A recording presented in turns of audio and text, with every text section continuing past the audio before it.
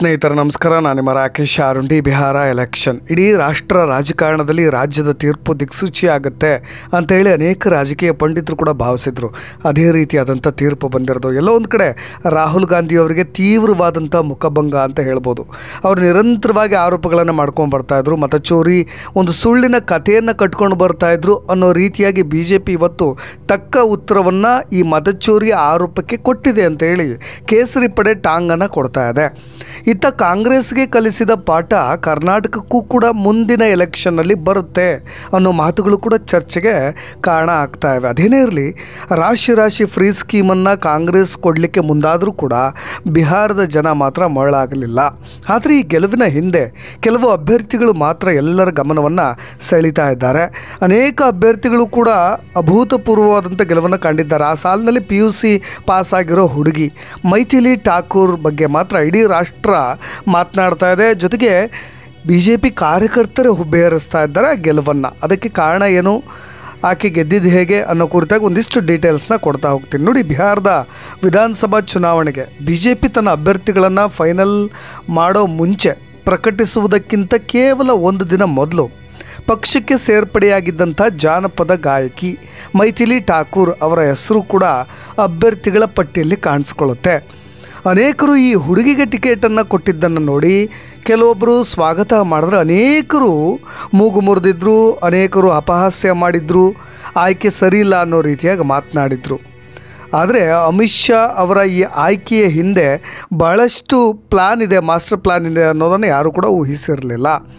ಹಲವು ಹಿರಿಯ ನಾಯಕರಿಗೆ ಟಿಕೆಟ್ ಸಿಗದಿದ್ದಾಗ ಕೇವಲ ಈ 25 ವರ್ಷದ PUC ಪಾಸಾದ ಹುಡುಗಿಗೆ ಟಿಕೆಟ್ ಕೊಟ್ಟಿದ್ದಕ್ಕೆ ಹಲವರಿಗೂ ಕೂಡ ಸ್ವಲ್ಪ ಅಸಮಾಧಾನ ಇತ್ತು. ಆದರೆ ಅದೇ ಮೈಥಿಲಿ ಈಗ ಫಸ್ಟ್ ಅಟೆಂಪ್ಟ್ನಲ್ಲೇ RJD ಅಭ್ಯರ್ಥಿಯಾಗಿದ್ದಂಥ ಒಬ್ಬ ಪ್ರಮುಖವಾದಂಥ ನಾಯಕನ ವಿರುದ್ಧವಾಗಿ ಗೆದ್ದು ದೇಶದ ಅತಿ ಕಿರಿಯ ಶಾಸಕಿ ಅನ್ನೋ ಹೆಗ್ಗಳಿಕೆಗೂ ಕೂಡ ಪಾತ್ರರಾಗಿದ್ದಾರೆ. ನೋಡಿ, ನಮ್ಮ ಕರ್ನಾಟಕದಲ್ಲಿ ಕಳೆದ MP ಎಲೆಕ್ಷನ್ನಲ್ಲಿ ಅತ್ಯಂತ ಕಿರಿಯ ವ್ಯಕ್ತಿ ಎನಿಸಿಕೊಂಡಿದ್ದಂಥ ಈಶ್ವರ್ ಖಂಡ್ರೆ ಅವರ ಮಗ ಸಾಗರ್ ಖಂಡ್ರೆ ಅವರು ಗೆದ್ದು ಸಂಸದರಾಗಿ ಸಂಸತ್ತಿಗೂ ಕೂಡ ಎಂಟ್ರಿ ಕೊಟ್ಟಿದ್ದರು. ಅನೇಕ ಚರ್ಚೆಗಳು ಕೂಡ ಆಗ್ತಾಯಿತ್ತು. ಸಾಗರ್ ಖಂಡ್ರೆ ಅನೇಕ ಭಾಷಣಗಳನ್ನು ಮಾಡಬೇಕಾದ್ರೆ ಇಂಥ ಚಿಕ್ಕ ವಯಸ್ಸಿನ ಹುಡುಗನಿಗೆ MP ಸ್ಥಾನವನ್ನು ಕೊಟ್ಟುಬಿಟ್ಟವಲ್ಲಪ್ಪ ಅನ್ನೋ ರೀತಿಯಾಗಿ ವಿರೋಧ ಪಕ್ಷಗಳು ಕೂಡ ಮಾತನಾಡಿದ್ದು ಉಂಟು. ಆದರೆ ಇದೀಗ ಇವರಿಗಿಂತ ಚಿಕ್ಕ ವಯಸ್ಸಿನ ಮೈಥಿಲಿ ಠಾಕೂರ್ ಅನ್ನೋ ಬಾಲಕಿ ವಿಧಾನಸಭಾ ಚುನಾವಣೆಯಲ್ಲಿ ಭರ್ಜರಿ ಬಹುಮತಗಳೊಂದಿಗೆ ಗೆಲುವನ್ನು ಸಾಧಿಸಿ ದೇಶದ ಗಮನವನ್ನು ಸೆಳೀತಾ ಇದ್ದಾರೆ. ಮೈಥಿಲಿ ಠಾಕೂರ್ 25 ವರ್ಷದ PUC ಪಾಸ್ ಆಗಿರೋ ಯುವತಿ. ಬಿಹಾರದ ದರ್ಭಾಂಗ ಜಿಲ್ಲೆಯ ಅಲಿನಗರ ಕ್ಷೇತ್ರದಿಂದ ಸ್ಪರ್ಧೆ ಮಾಡ್ತಾರೆ. ಅದ್ಭುತವಾದಂಥ ಗೆಲುವನ್ನು ಕೂಡ ಸಾಧಿಸ್ತಾರೆ. ಈ ಮುಖಾಂತರವಾಗಿ ರಾಷ್ಟ್ರದಲ್ಲಿ ಅತ್ಯಂತ ಕಿರಿಯ ಶಾಸಕಿಯಾಗಿ ಹೊರಹೊಮ್ಮುತ್ತಾರೆ. ಮೈಥಿಲಿ ಠಾಕೂರ್ ಅವರು ಬಿಹಾರದ ಮಧುಬನಿ ಜಿಲ್ಲೆಯ ಬೆನಿಪಟ್ಟಿಯಲ್ಲಿ ಸಂಗೀತಗಾರರ ಕುಟುಂಬದಲ್ಲಿ ಜನಿಸಿದವರು. ಅವರು ತಮ್ಮ ತಂದೆ ಹಾಗೂ ಅಜ್ಜರಿಂದ ಶಾಸ್ತ್ರೀಯ ಮತ್ತು ಜಾನಪದ ಸಂಗೀತದಲ್ಲಿ ತರಬೇತಿಯನ್ನು ಕೂಡ ಪಡೀತಾರೆ. ಬಳಿಕ ಪ್ರಸಿದ್ಧ ಜಾನಪದ ಗಾಯಕಿಯಾಗಿ ಗಮನ ಸೆಳೀತಾರೆ. ಇದು ಅವರ ಬಗ್ಗೆ ಇರತಕ್ಕಂಥ ಪ್ರಾಥಮಿಕ ಮಾಹಿತಿ. ಆದರೆ ನೋಡಿ, ರಿಯಾಲಿಟಿ ಶೋನಲ್ಲಿ ಸೋಲಾಗುತ್ತೆ. ಆ ಸೋಲನ್ನು ಅವರು ಎಂದಿಗೂ ಕೂಡ ಸೋಲು ಅಂತ ಪರಿಗಣಿಸದೆ ಸೋಷಿಯಲ್ ಮೀಡಿಯಾವನ್ನು ಬಳಸ್ಕೊಂಡು ಈ ಮಟ್ಟದ ಗೆಲುವನ್ನು ಕೂಡ ಅವರು ಸಾಧಿಸುವ ಮಟ್ಟಿಗೆ ಬೆಳೀತಾರೆ. ಯಾಕೆಂದರೆ ಮೈಥಿಲಿ ಅವರು ಪ್ರಸಿದ್ಧ ರಿಯಾಲಿಟಿ ಶೋ ಆಗಿದ್ದಂಥ ಇಂಡಿಯನ್ ಐಡಿಯಲ್ ಶೋನಲ್ಲಿ ಭಾಗವಹಿಸಿದ್ರು. ಆದರೆ ಅಲ್ಲಿ ಅವತ್ತು ನಡೆದಿದ್ದೇ ಬೇರೆ. ಯಾಕೆಂದರೆ ಮೊದಲ ಸುತ್ತಿನಲ್ಲೇ ಮೈಥಿಲಿ ಅವರು ಸೋತು ಬಿಡ್ತಾರೆ. ಆ ಸೋಲಿಗೆ ಅವರು ಯಾವತ್ತೂ ಕೂಡ ತಲೆ ಕೆಡಿಸ್ಕೊಳ್ಳೋದಿಲ್ಲ. ಮೈಥಿಲಿ ತಾವು ಹಾಡೊಂದನ್ನು ಫೇಸ್ಬುಕ್ ಮತ್ತು ಯೂಟ್ಯೂಬ್ನಲ್ಲಿ ಹಂಚ್ಕೊಳ್ಳಿಕ್ಕೆ ಶುರು ಮಾಡ್ತಾರೆ. ಇವರು ಹಾಡಿದಂಥ ಹಾಡು ಯಾವ ರೇಂಜಿಗೆ ಸೌಂಡ್ ಮಾಡ್ತು ಅಂದರೆ ಅದಾದ ಮೇಲೆ ಸೋಷಿಯಲ್ ಮೀಡಿಯಾ ಸ್ಟಾರ್ ಆಗಿಬಿಡ್ತಾರೆ. ಈ ಸೋಷಿಯಲ್ ಮೀಡಿಯಾ ಸ್ಟಾರ್ ಎಲೆಕ್ಷನ್ ನಿಂತ ಮೇಲೆ ಮತ ಹಾಕುವ ಸಮಯದಲ್ಲೂ ಕೂಡ ಆ ಮತಗಟ್ಟೆಯ ಸಮೀಪ ಬಂದಿದ್ದು ಕೂಡ ಒಂದು ದೊಡ್ಡ ಎಡವಟ್ಟಿಗೂ ಕೂಡ ಕಾರಣ ಆಯಿತು. ಅದನ್ನು ಕೂಡ ನಾನು ಮುಂದೆ ಹೇಳ್ತಾ ಹೋಗ್ತೀನಿ. ನೋಡಿ, ಮೈಥಿಲಿ ಅವರಿಗೆ ಸೋಷಿಯಲ್ ಮೀಡಿಯಾ ಅಷ್ಟೇ ಅಲ್ಲ, ಅದರ ಹೊರಗೆಯೂ ಕೂಡ ಸಾಕಷ್ಟು ಫ್ಯಾನ್ಸ್ಗಳು ಕೂಡ ಇದ್ದಾರೆ. ರಿಯಾಲಿಟಿ ಶೋ ಒಂದರ ರನ್ನರ್ ಅಪ್ ಕೂಡ ಅವರು ಆಗಿದ್ದಾರೆ. ಜೊತೆಗೆ ತಮ್ಮದೇ ಧ್ವನಿಗೆ ಅಪಾರ ಅಭಿಮಾನಿ ಬಳಗ ಕೂಡ ಹೊಂದಿದ್ದಾರೆ. ಸರಿಗಮಪ, ಲಿಟ್ಲ್ ಚಾಂಪ್ಸ್ ಮತ್ತು ಇಂಡಿಯನ್ ಐಡಲ್ ಜೂನಿಯರ್ ಅಂತ ಪ್ರಸಿದ್ಧ ರಿಯಾಲಿಟಿ ಶೋಗಳ ಮುಖಾಂತರವಾಗಿ ಅವರು ತಮ್ಮನ್ನು ಗುರುತಿಸ್ಕೊಳ್ತಾ ಬರ್ತಾರೆ. ಇನ್ನು ಇಲ್ಲಿಯವರೆಗೂ ಕೂಡ BJP ಗೆಲುವು ಕಾಣದೇ ಇರತಕ್ಕಂಥ ಒಂದು ಕ್ಷೇತ್ರ ದರ್ಭಾಂಗ್ ಜಿಲ್ಲೆಯ ಅಲಿನಗರ ವಿಧಾನಸಭಾ ಕ್ಷೇತ್ರದಲ್ಲಿ ಒಂದು ಟಫ್ ಕ್ಯಾಂಡಿಡೇಟ್ನ BJP ನಿಲ್ಲಿಸಬಹುದಿತ್ತು. ಆದರೆ ಅವರು ಆಯ್ಕೆ ಮಾಡಿದ್ದು ಮಾತ್ರ ಮೈಥಿಲಿ ಠಾಕೂರ್ ಅವರು.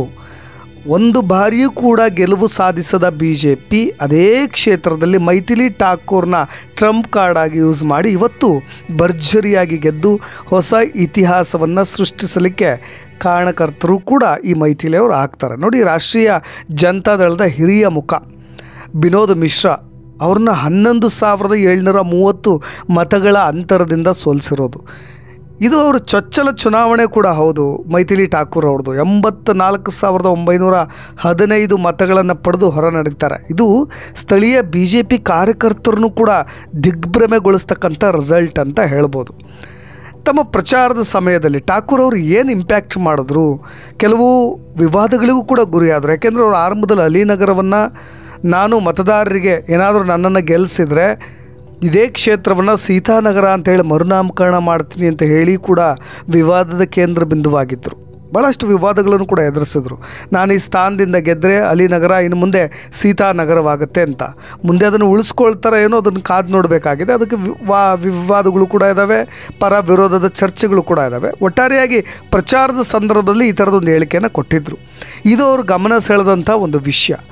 ಇನ್ನು ಮೈಥಿಲಿ ಠಾಕೂರ್ ಅವ್ರ ಪರ್ಸ್ನಲ್ ಲೈಫಿಗೆ ಬಂದರೆ, ಅವ್ರ ಚುನಾವಣಾ ಅಫಿಡವಿಟ್ನಲ್ಲೂ ಕೂಡ ಒಂದು 4 ಕೋಟಿ ಮೌಲ್ಯದ ಆಸ್ತಿಯನ್ನು ಬರೆದಿದ್ದಾರೆ, ನಾನು ಹೊಂದಿದ್ದೀನಿ ಅಂತ ಹೇಳಿ.